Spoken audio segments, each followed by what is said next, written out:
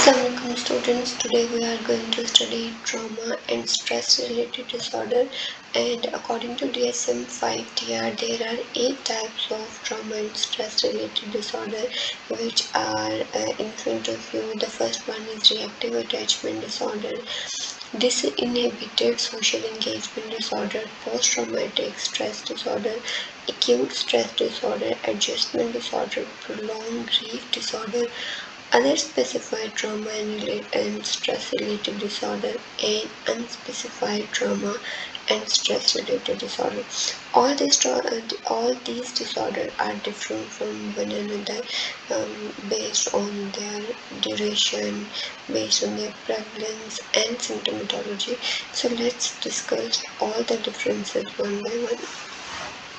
The first one is reactive attachment disorder, and according to DSM-5-TR criteria, for the diagnosis of reactive attachment disorder, there must be a consistent pattern of inhibited, emotionally withdrawn behavior towards adult caregiver and manifest by both of the following. Like there must be two conditions. For example, reactive attachment disorder is a childhood disorder, and the children experience emotionally withdrawn with their caregiver or even adults, and if they are crying or they are discomfortable, they are feeling discomfort, so there are rare chances or maybe minimal chances to seek comfort when distressed, or maybe there are rarely or minimal respond to comfort when distressed. Like if they are feeling distressed, so nobody can make them relax, and even if somebody trying to make them relax, they do not show any kind of response. This is the first criteria of reactive attachment disorder. The second one is a persistent social and emotional disturbances must be there, which is characterized by at least two of the following. Like they have persistent social and emotional disturbance. For example, minimum social and emotional responsiveness to others. Sometimes they do not feel emotional. If somebody is showing love, affection, they do not respond. And if somebody is trying to be socialized with them, again they are not responding. Furthermore, they do not have positive effect. Most of the time they will show negative behavior. Apart from this, there must be some episode of unexplained irritability, fearfulness, sadness while they are interacting with adults or caregivers. So in these three symptoms, there must be at least two in criterion B.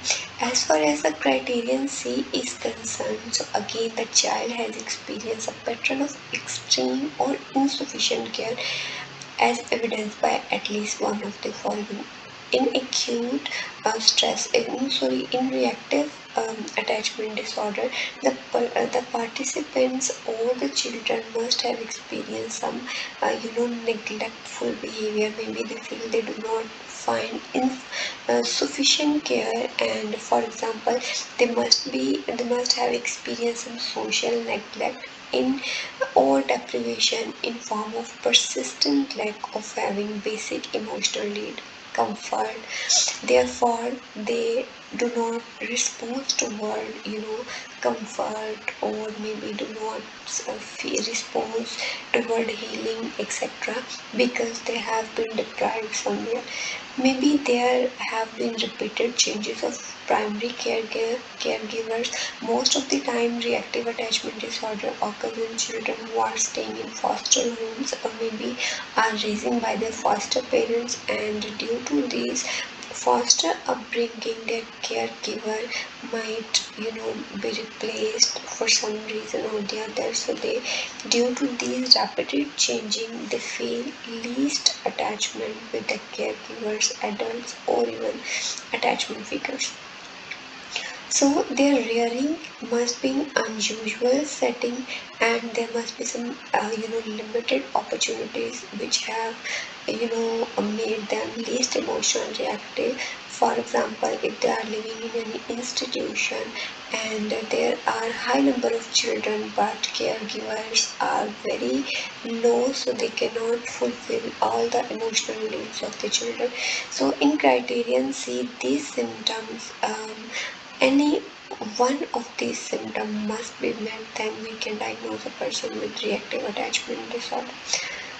According to criterion D, the care in criterion C is responsible for disturbed behavior. In criterion A, like all the disturbance which have been observed in the children is considered due to the lack of adequate care.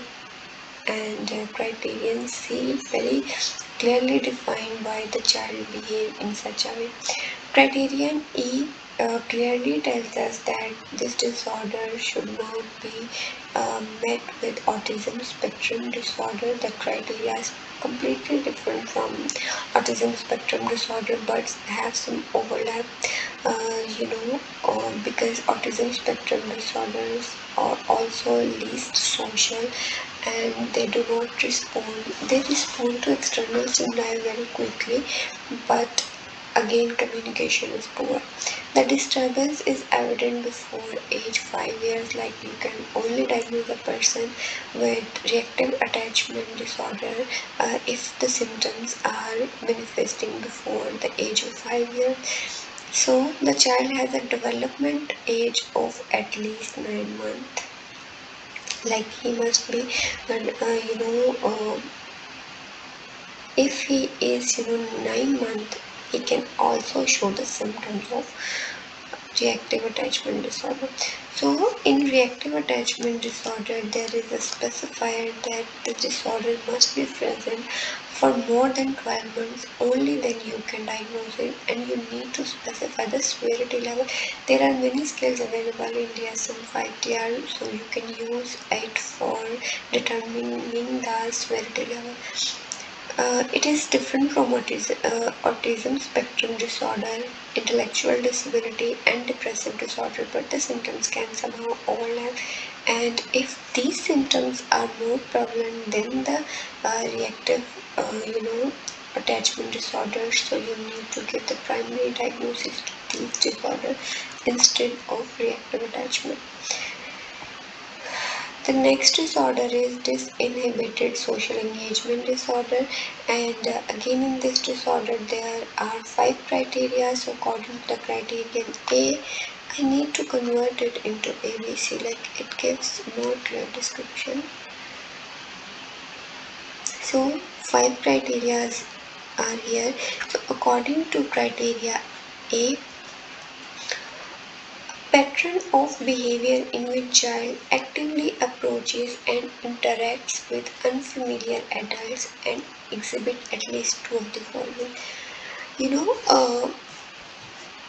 In opposite to the reactive attachment disorder, the children in this inhibited social engagement disorder depict active approaches and interact with unfamiliar adults with very comfortable mode, and there must be 2 of the following. For example, they have reduced or absent reticence in approaching and interacting with unfamiliar adults. You will see they are very comfortable while approaching to them, and they are overly familiar with verbal or physical verb. Exactly, they do not, if their age is maybe 5 years or 10 years old, so they will show more, knowledge about verbal or physical behavior of adults, which does not, age appropriate. And the third, diminished or absent checking back with adults after giving venturing away. Like it's usually happen when a child separates from their attached figure or adult one. They keep looking them, and they keep looking at their bag, but these children do not, keep checking their bags, and after their caregiver leave them, they just feel very comfortable and move on. So according to for willingness to go off, they are ready to go with unfamiliar people without any hesitation. So at least two of the following if you will observe in any child, so you can give the diagnosis of disinhibited social engagement disorder, but it is only one criteria. Let's move towards the second one. The behavioral criteria A are not limited to impulsivity but include social disinhibited behavior. Like there is not impulsivity, like it's not like they want to do whatever they want to do, and they are not rigid, which is a sign of attention deficit hyperactivity disorder, but they are just socially disinhibited. The criterion C tells us the child has experienced a pattern of extreme insufficient care. Again, they are so much, uh, used to of getting or living with unfamiliar people, because there are some, again, if insufficient care was observed to be there, and according to DSM-5 criterion, see the child experience a pattern of extreme or insufficient care, at least one of the following. The first one is neglect or deprivation for basic need. Maybe his basic need have not been fulfilled, or maybe repeated changes in caregiver, same as reactive attachment disorder. And rearing is in usual setting, like maybe they have been living in foster homes and there must be more children and less caregivers, so they are experiencing these type of deprivations, and their care have not been done in an appropriate way. And according to criterion D, the care in criterion C is, again, this is the same, that the symptoms are arising just because of lack of appropriate care, and the development age could be 9 months. And again, like the previous disorder, the duration must be more than 12 months, then only we can diagnose a person with disinhibited social engagement disorder. And you need to specify the severity level as well. So these were the specifiers, and the only differential diagnosis which is attached with it is attention deficit hyperactivity disorder, because these children have some hyperactive symptoms and always feel comfortable, so you need to make difference. The third disorder is post-traumatic stress disorder, and the diagnostic criteria for post-traumatic stress disorder has been a bit modified in DSM-5-TR, and the modification which has been made I will be discussing in a bit later. First of all, I need to clarify the criteria for children. This criteria is applicable for children, adolescents, and for those children who are older than 6 years can be used for those as well. So let's see the symptoms. So according to the criteria A, let me again convert in ABC. So according to criteria A, uh, there the exposure to actual or threatened death, serious injury, or sexual violence in one or more of the following ways. We can diagnose a person if he is suffering from PTSD or not. There must be first condition, he must have exposure of threatened death. Maybe he has seen someone dead, he has experienced some sexual violence, or maybe experienced some injury. Now, you need to be very clear that if he is, experience some threatened death, it is not about direct experience. It could be a direct experience, self-injury, self-sexual violence exposure, but not limited to it. It can be only witnessed. They have seen it happening somewhere, maybe in their surrounding, or it may be happening with their family members, or repeated exposure. So any one of the following, or maybe more of the following, he must have witnessed or experienced. Criterion B tells us there must be intrusion symptoms associated with traumatic event. Beginning after the traumatic event, they must be experience these symptoms. For example, distressing memory.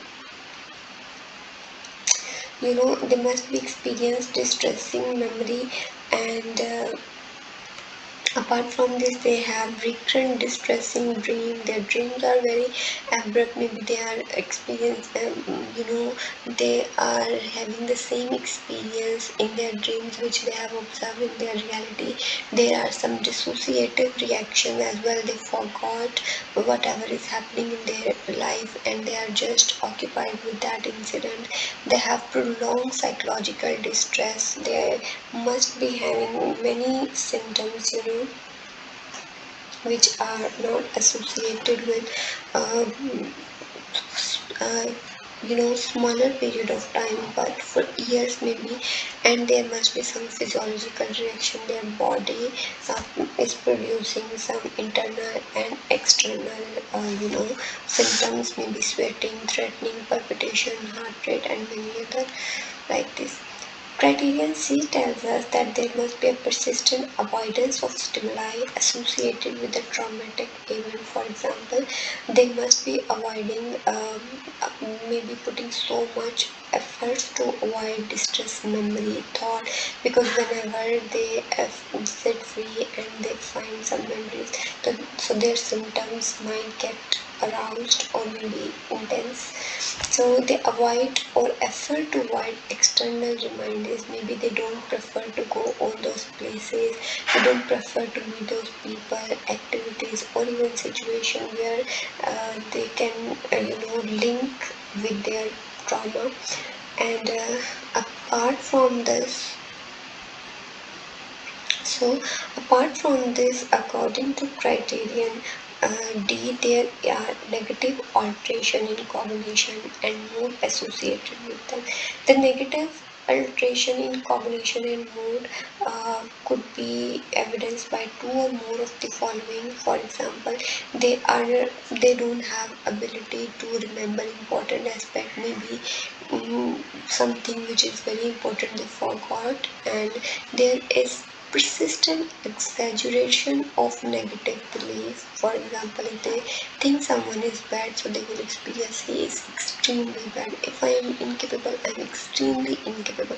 So there is exaggeration of negative thought. There is distorted cognition. They will see only negativity in events. There is persistent emotional state. They always feel themselves on a high emotions, and they will lose their interest in any activity. Nothing can make them happy, and they feel detached. They don't want to experience someone living with them, what are they feeling, and how, if they need their presence or their participation, anything, they feel themselves detached with them.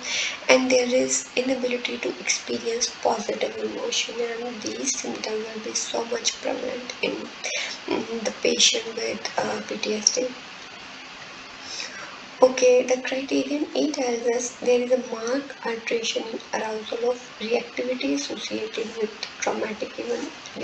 Reactivity means like there is irritable behavior and angry outburst. Like they can show extreme aggression on other people, and most of the time the nature of aggression could be physical or even verbal. They can be seen in destructive behavior. They can exaggerate or startle responses they can show, and they are hyper vigilant. Sometimes the problem, they experience problem with concentration, and you can see either they are suffering from hypersomnia or even insomnia, that they are sleeping so much or maybe less than required sleep. So the duration of criterion B, C, and D, like negative thoughts and negative alteration, about negative alteration, and try to avoid negative stimuli which are associated with their exposure. and even criterion A, which is mark alteration in reactivity level, and I have explained it in terms of aggression. So these symptoms must be present more than from 1 month, so we can diagnose a person with this disorder. And these disturbances should cause significant distress and impairment and must not be attributed to the physiological effect of substance and medication abuse. So you know these symptoms very better. As I have mentioned earlier, the diagnostic criteria was for adolescents, adult, but for children less than 6 years, the criteria is a bit different. Also, as I mentioned, I will be sharing how the criteria has been modified in DSM-5-TR. So in DSM-5-TR, previously it was mentioned in DSM-5 that a person who electronically witnessed any trauma, so due to that electronic exposure, if he is suffering from physical aggression, negative thoughts, and other symptoms of PTSD, so we can diagnose a person with having PTSD symptoms. But now the electronic exposure have been removed from DSM-5-TR. So let's talk about specifiers now. So uh, it you need to specify if the PTSD is associated with dissociative symptom whenever he experiences episodes of PTSD. Does he forget the important information related to self? Depersonalization, like does he feel detached from other ones, outside observer, or maybe derealization, maybe he feel himself detached from the surroundings.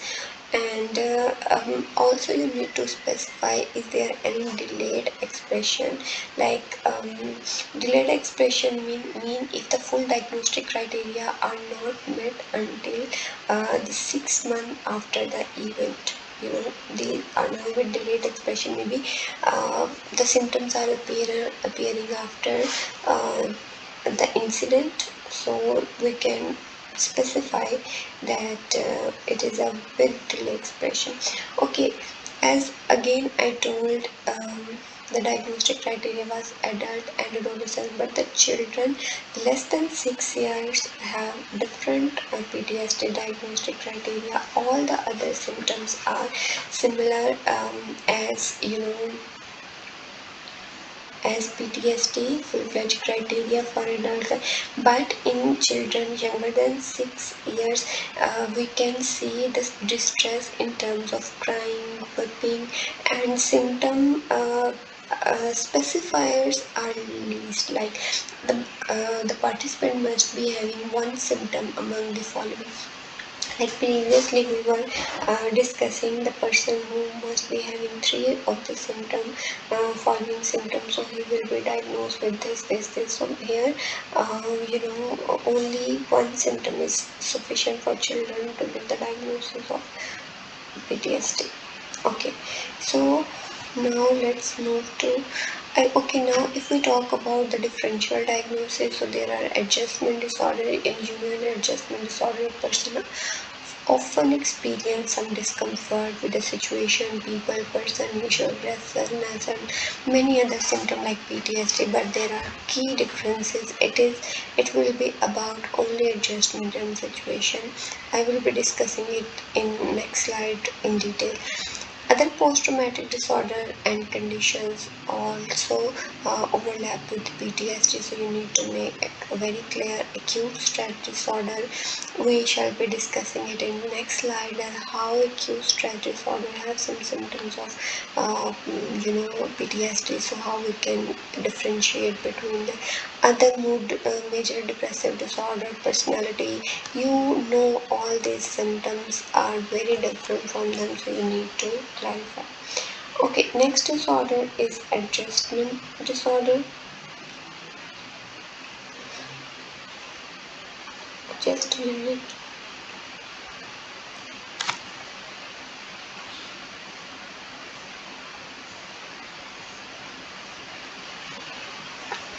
Okay, adjustment disorder, I need to make it as per DSM-5 criteria.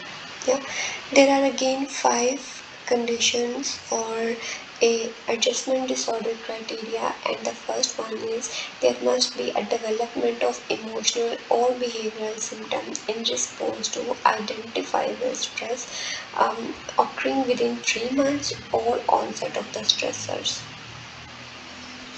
you know Emotional and behavioral symptom must be there whenever they are in certain situation, and the duration must be 3 months. These symptoms or behavior must cause clinically significant distress and impairment, and the distress is out of proportion to severity, like taking into account for external context and cultural factors that might influence someone's symptom severity and presentation, and there must be significant impairment in their social, personal, and occupational function. Like first must be in symptom severity, and other must be in their impairment. The stress-related disturbance does not meet criteria for another mental health condition not better explained by bereavement or any other prolonged grief disorder, and the consequences have terminated. The symptom do not persist for more than 6 additional months. So this, it is a very simple criteria. Like if a person is having adjustment, you will see just emotional and behavioral symptom. Now, what is emotional and behavioral symptom? Maybe he is crying, or maybe he is very numb, or he is showing physical or verbal aggression and many other behavioral symptoms in response to identifiable stress, and maybe he is uncomfortable in any new home, in any new school, in any new peer friends, with new peer friends. So whenever those identifiable stressors are there, so he will manifest kind of emotional and behavioral for at least 3 months, and this symptom must cause clinically distress and impairment. Again, I am clarifying it, that in adjustment disorder we will be discussing the significant distress and impairment in two levels. First, severity of symptoms or intensity of symptom, how much emotional distress and how much behavioral symptoms are there, and then how it is affecting their personal, social, and occupational functioning. And the rest of the criteria, it should be sole due to adjustment issues, not due to any other medical, any other mental, or even any other disorder. And additionally, the duration has been specified. If we talk about the specifiers of adjustment disorder, so you need to specify if any other symptoms are associated with it, like if we can say adjustment disorder with depressive mood, adjustment disorder with anxiety symptoms, with anxiety and mood both, and due to conduct, maybe so his destructive activities he is involved, and there is a mixed disturbance of emotion and conduct. So you need to specify. Also, you need to specify how it is different from major depressive disorder. Either these symptoms are occurring due to these disorders, so our primary diagnosis would be this disorder, and we can give sometime do diagnosis if the symptom severity are equal. Okay, the next one is prolonged grief disorder, and in prolonged grief disorder, the participant must have exposure to the death of someone, and the death must occur at least 12 months ago, and he must be any attached person. For children and adults, at least 6 months ago, the death must have occurred. According to criterion B, again I need to convert it into criteria. According to criterion B, since the death, the development of persistent grief response characterized by one of the two for intense yearning, longing for deceased person, preoccupation with thoughts or memories, like he is not able to get out of his or her memory. And criterion C tells us that at least three of the following symptoms must be present most of the day, and it must cause clinically significant distress or impairment. For example, identity, uh, identity disruption. He may feel something inside him also died with that person, and there must be sense of disbelief about that he start disbelieving that he should uh, question the universal reality, and he must be avoiding the reminders that the person is dead. He will still behave as he is alive. He will try to engage in those activities in which he used to be there with him. There must be intense emotional pain, maybe anger, bitterness, sorrow, and some other disorder. And apart from this, difficulty reintegrating into one relationship, like he feels so much difficulty to carry forward his or her relation with someone else. Sometimes you can see emotional numbness. You do not show or experience any emotion. Sometimes you can see the feeling that life is meaningless. The meaning of life get distorted for them, and there is intense loneliness to them. These symptoms, any of sorry.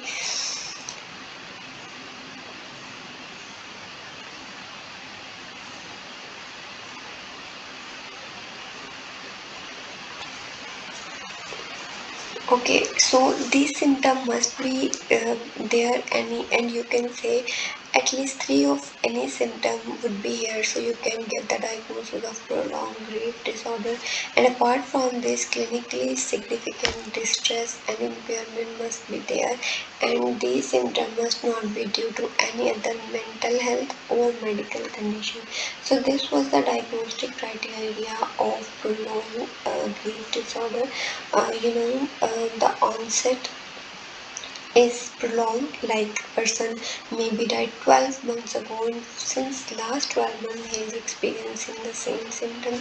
Therefore, it is being called the prolonged grief disorder. Okay, so again, there is a differential diagnosis, like normal grief does exist. We cannot deny the existence of normal grief, but normal grief is not that prolonged as prolonged grief disorder.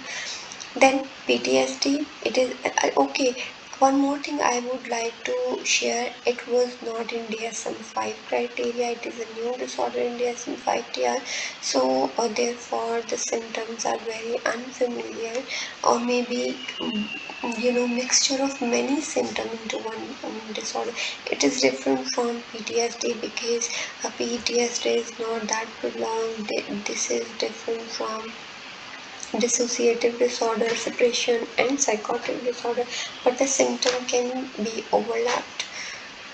Other trauma and stress related disorders, so other specified trauma and stress related disorder, like when the participant does not fulfill the symptom of any criteria or stress related disorder, but the clinician specify the reasons, so we can get this diagnosis, and the clinician is not able to specify the reason, so we can get the diagnosis of unspecified type of trauma. So students, these were the different types of trauma which I have mentioned here. So if you are having any query, any question, you can ask me.